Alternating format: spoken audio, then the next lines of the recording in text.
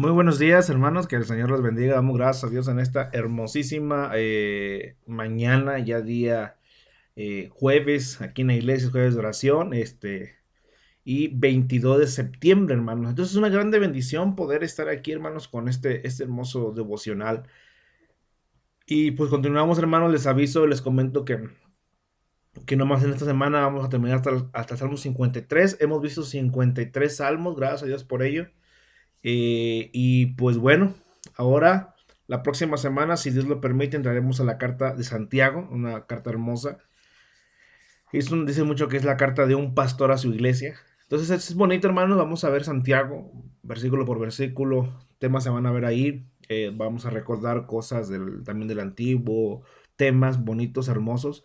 Entonces, hermanos, continuamos con el Salmo 52. El Salmo número 52.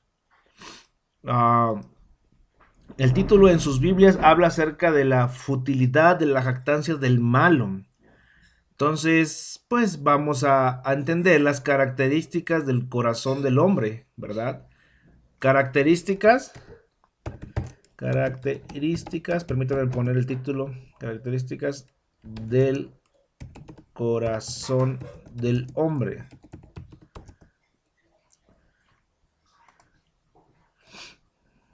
Características del corazón del hombre. Ahí está. Entonces, continuamos, hermanos, con esta reflexión.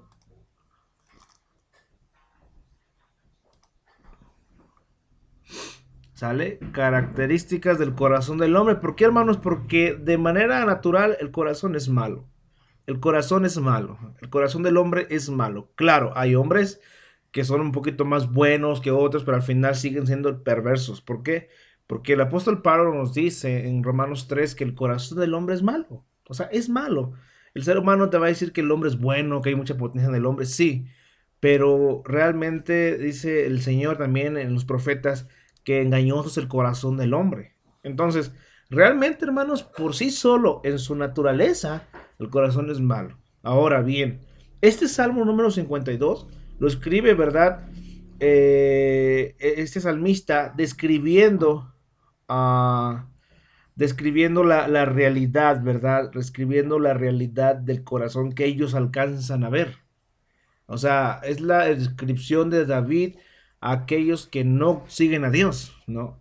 Ahora bien, nosotros podríamos decir, no, pues que nosotros hemos seguido a Dios, o los que estaban sin Cristo, ¿sabes qué? Pues yo estaba bien, o sea, yo estoy bien, no pasa nada, no soy tan malo. Pero realmente, hermanos, sí hay algo de nosotros ahí en ese pasaje, aunque no hayamos hecho tantas cosas tan malas como llegan a justificarse. Pero el corazón del hombre es malo, hermanos. Entonces, es una de las características que menciona. Y entonces viene la pregunta, ¿no? Versículo 1.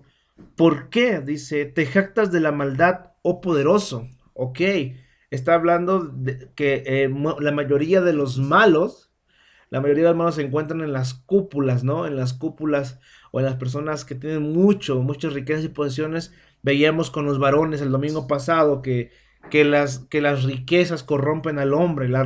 El que tiene dinero le gusta desgastar y gusta después más y más endeudarse o estar nada más en sus deleites. La gente que llega a tener se corrompe muy fácilmente y esa es la pregunta, ¿verdad? ¿Por qué te jactas de maldad, oh poderoso? Se está refiriendo a los que tienen. La mayoría de los perversos, y siempre es la eterna novela en la tierra, perdónenme la expresión, o la eterna historia, de que los pueblos se quejan de los que gobiernan. Entonces va directo a eso, ¿verdad? Y le dice el salmista, es que la misericordia de Dios es continua. ¿De qué te jactas? O sea, muchas de las veces el ser humano cree que no pasa nada, que puede seguir así, pero se le olvida que la misericordia de Dios siempre está en juego. Y cuando digo juego no quiero decir que está para perderse o que hay que checar muchas cosas, no. Cuando digo que está en juego es que siempre está en constante acción, en constante continuidad, ¿verdad? Para bendecir nuestras vidas. Dice la escritura que por las misericordias de Dios no hemos sido consumados, ¿verdad? Entonces, esa es una referencia directamente a los poderosos. Ahora vamos a ver el versículo 2, dice, agravios maquina tu lengua como navaja afilada hace engaño. Entonces, está hablando, hermanos, acerca de lo que el corazón del hombre hace. Y aunque nosotros no seamos poderosos o no tengamos muchas riquezas, es algo natural en el corazón del hombre. O ha pasado que cuando las personas prometen en las campañas políticas y todo bonito, y llegan al poder y hacen exactamente lo mismo, se corrompen.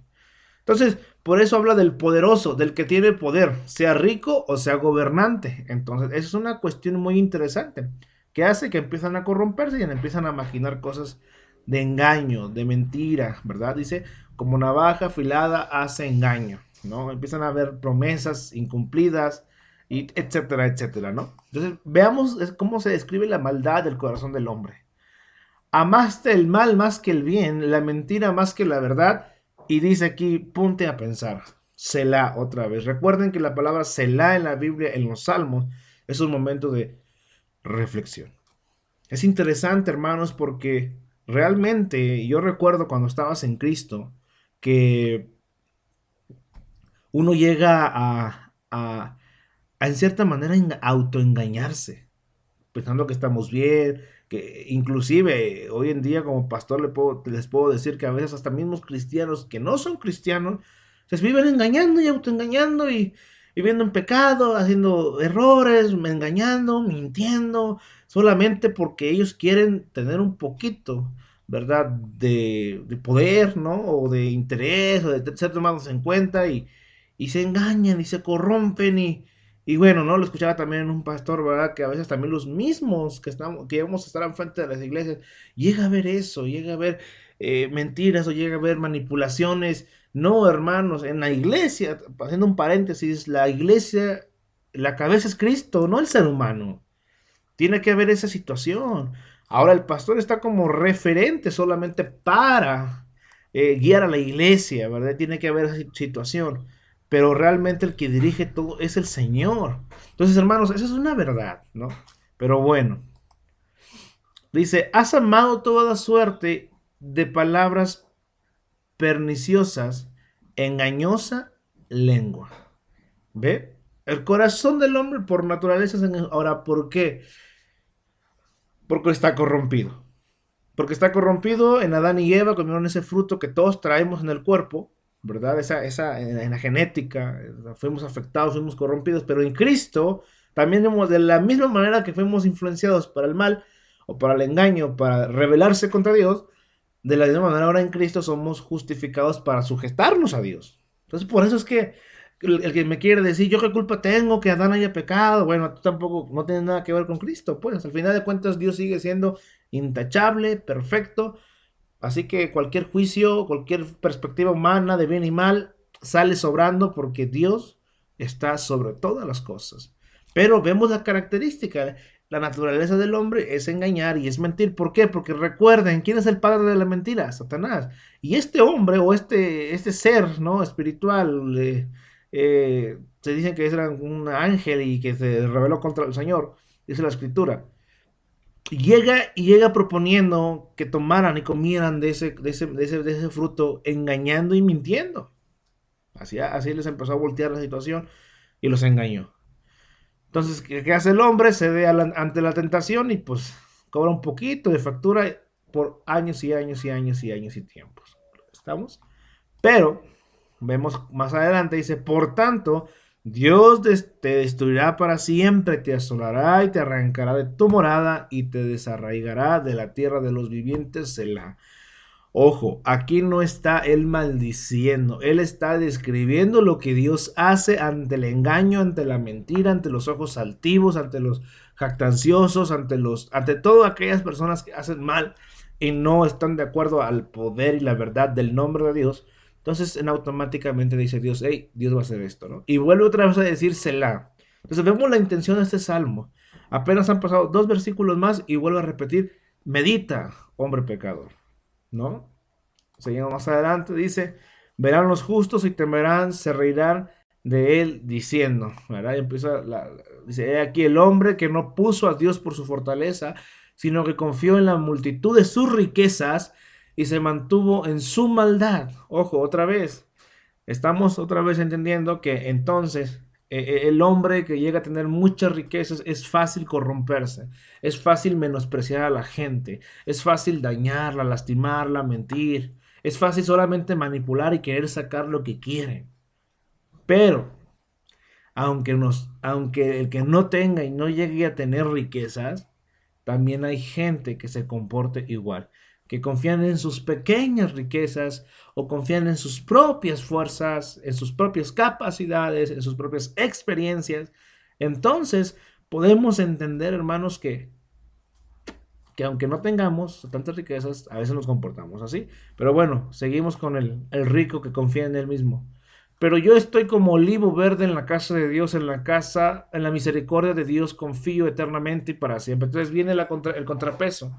Ante una maldad, podemos entender que hay gente mala y engañosa, mentirosa que tiene, pero también hay ricos o hay gente como el rey o como esta persona que dice yo confío, dice aquí, pero aquí es al músico principal másquil de David, dice cuando Doeg edomita y dio cuenta a Saúl diciéndole David ha venido a casa de Ahimelech.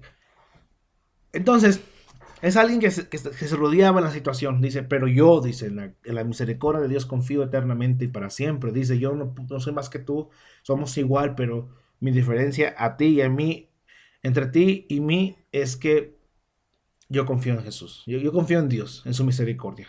Tengo por fortaleza a mi Dios y después es la diferencia. Seguimos, versículo 9, que es el último, versículo 9 dice, te alabaré para siempre porque lo has hecho así, y esperaré en tu nombre porque es bueno delante de tus santos. Entonces, hermanos, hay que aprender a esperar, seguir día con día las cosas, sabiendo que Dios tiene el control de las cosas, que tú no tienes el control. Si te llegas a equivocar, pide perdón, arrepiéntete si tu pecado lastima a los demás, pídeles perdón, pero al final tiene que haber ese equilibrio. Si llega a tener que necesitar una confrontación, tenéis que hacerla. Pero si no, no pasa nada, hay que descansar. Y Dios es el que tiene el control absoluto de las cosas. Así que, hermano, esta es la enseñanza el día de hoy. Que la maldad del hombre hace alejarse de Dios, hace confiarlo, hace que confíe en sus propias fuerzas, hace que confíe en sus propias riquezas, hace siempre estar puro mentira y engaño. La gente es así. La gente que tiene más siempre va a conseguir lo que quiere solamente. Pero, pero, el que confía en Dios, sea rico, sea pobre, tenga mucho, tenga poco, la diferencia es Dios. Porque hay ricos entre ricos, hay ricos perversos, hay ricos uh, diligentes, ricos, gente que confían en Dios y que siempre se mantienen en esas cuestiones en el Señor. Así que, hermano, que Dios te bendiga, esperando que esto sea de mucha bendición. Y pues el día de mañana vamos a terminar con el Salmo 53, esta serie de predicaciones en los Salmos. Y nos vamos a ir a los capítulos, pocos, que son como 5 si no mal recuerdo, o 4 por ahí, de Santiago. Santiago. Entonces la carta de Santiago a las iglesias, a los creyentes, y lo vamos a ver y lo vamos a estar viendo. Así que Dios te bendiga, hermanos. Saludos. El hermano Eric Yael. Que tengas un excelente día.